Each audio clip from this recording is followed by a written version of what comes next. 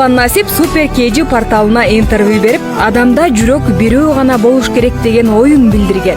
Ырчы жаңы ырдап баштаган кезинен эле Асельди Кадырбекова менен сүйлөшкөндүгүн айтып, үйлөнүп ушуга чейин келе жатабыз деген.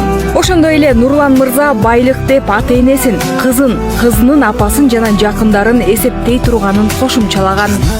Кайсы бир ырчы кыз айткандай, сиз ушу мындай ошо Асельдиден башка эч ким менен сүйлөшпөй эле өткөндүңүз го дегенде Однолюб болгон үчүн ушинтип жүрөм да. Жаңы ырдап баштаган кездерден баштап эле биз Асел менен сүйлөштүм. Ошол менен үйлөнүп ошодон бери келе жатабыз го.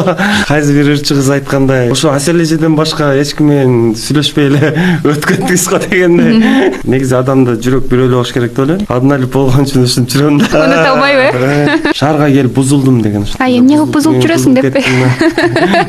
Өзүм баш тартып койгом. Эмнеге? Мен жашмын. Негизи көрөрмандарыңыз унутуп калышы мүмкүн, өзүңүз деле унутуп калышыңыз мүмкүн, кандай этаптардан өттүңүзчү? Бирок Супер инфо баары бир унутпайт. Кайсы казак кызынан баш тарттыңыз? Адам баласы баарыбыз бир паста текеберленип кетебиз.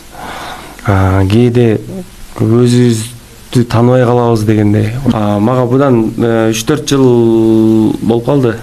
4-5 жыл болуп калдыбы?